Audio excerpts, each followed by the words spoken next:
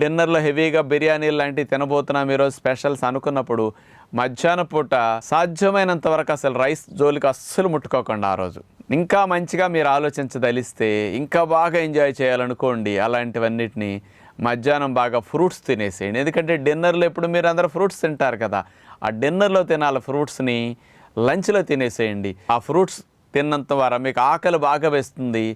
మంచి ఎంత డిమాండ్ ఉంటుందంటే శరీరం ఇంకెప్పుడు పెడతాడు అనిపిస్తుంది అనమాట. అలా కోరినప్పుడు మీరు ఎప్పుడు కూడా తినాలన్నమాట.